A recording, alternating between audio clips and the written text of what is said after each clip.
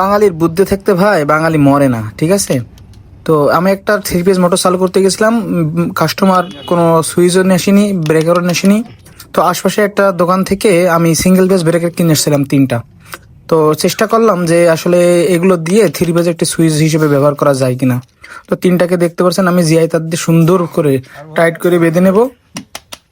প্রতিটাই কিন্তু ভাই single phase breaker, ঠিক আছে?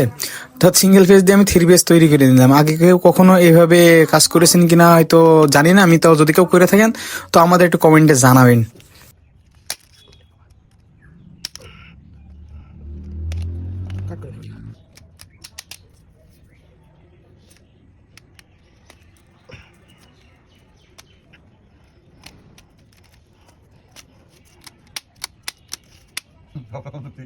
সব রকম দিকতে আছে আমাদের কাছে।